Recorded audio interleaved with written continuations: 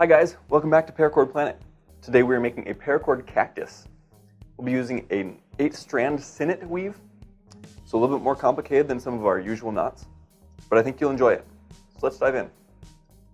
For this project you're going to need 25 feet of green paracord, also a rubber band, a Type 3 fid, and then just some paracord scraps that you might have lying around.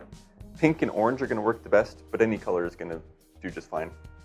And then a little 2 to 3 inch flower pot. So I'm using Kelly green for this project, but you could use any other color or pattern for that matter, depending on what kind of cactus you're going for. You want to start by cutting this into 3-foot lengths. So I'm going to go ahead and do that here. Then you'll get all of your ends together and wrap a rubber band about 4 or 5 inches down from the end after you get your ends all even.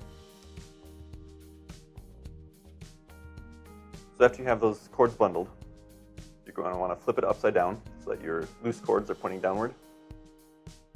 And to start this sinnet weave, we're going to be passing each cord over the one right next to it, and I'm going to be going around clockwise. And so if you want the directions of clockwise and counterclockwise, left and right, to make sense later, you want to go that same direction, but it really doesn't matter. So bring that cord over the first one, and the cord you just passed it over, you want to take around the next 2. So the one you started with and the next one. So in that last one that you pass it over each time, it's going to go over the next 2. So I'm taking this one over the next 2, this one over those ones,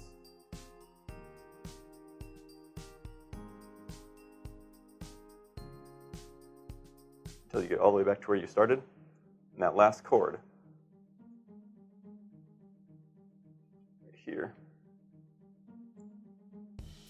is going to go down through that first loop that you created.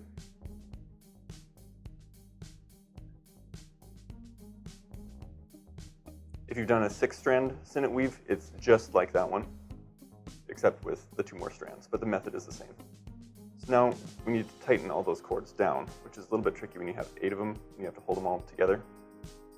What I found works best is if I can hold it with my fingers and gradually pull each cord one by one. The first one's the most difficult, but once we get it going, it's going to be a lot easier after that. So you just kind of have to pull them one by one loosely to get them down to the right size. And then after you do that, you can start tugging on them a little bit tighter.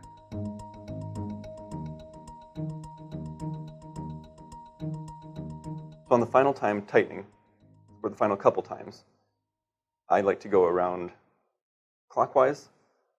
So I tighten one down and then tighten the next loop over that strand. And kind of hold on to the previous one while I tighten the next one. So that way you don't lose the tightening that you just did when you pull the next one.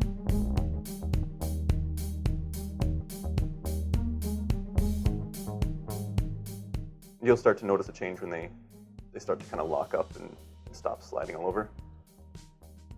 But sometimes it takes a bit to get to that point. It'll be about like that when you're done tightening it. So now this next time around, it'll be a lot easier because you have everything in place. We're just going to do that same thing again. So I'll walk through this process one more time in case you didn't see it the last time or in case I was moving too fast. That first cord goes over only one cord, and then your next goes over that previous cord and the next one. So really 2 cords, but 1 base cord each time.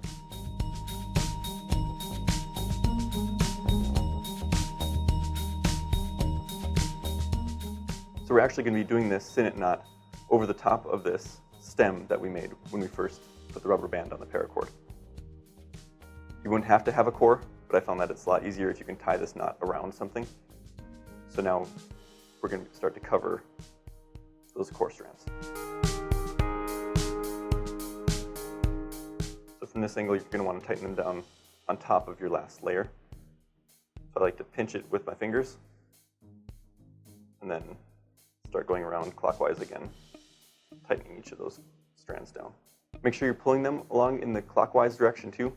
if you pull them this way, you're going to loosen the other loops around it. So you want to make sure that you're pulling it to the right each time.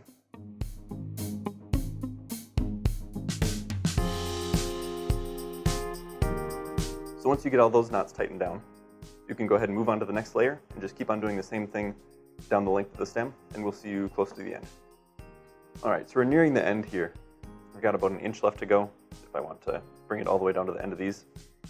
But before I get too much farther, I want to add the flowers onto our cactus, and we need to do that before this becomes longer than our fid, because we're actually going to be sliding the paracord down through the middle of this.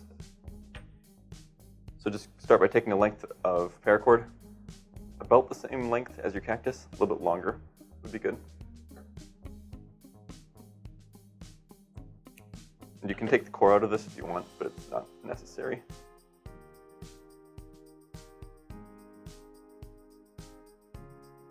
And it's going to be a pretty tight fit, but just go right down through the center. So it pops up the other end. Hopefully I'll have enough to grab onto here.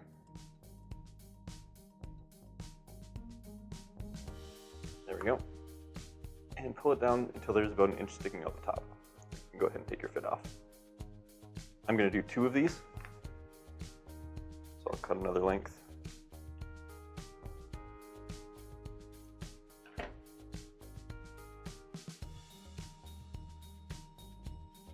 You want to screw these on good and tight, because when I did my last one, they came off in the middle, and then it was kind of stuck because I've got the melted end stuck in the middle of all my knots, and I didn't want to slide either direction. So hold on to that first one so that doesn't slide all the way in. Just stick one more down the center, right next to it.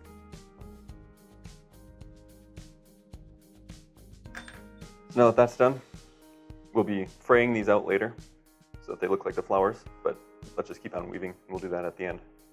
So now we got to the end, and I wrapped it past the core strands a little bit, just to give a little bit more of the cactus to bury.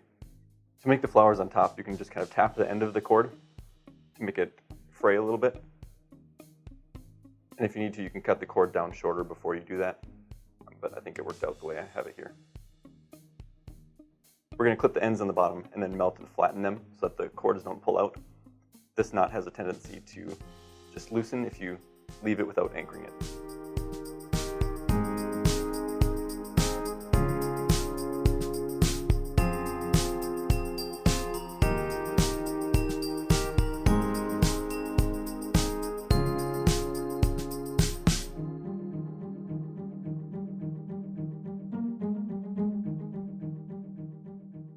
Okay, then when you're done trimming it, it's time to pot your paracord cactus.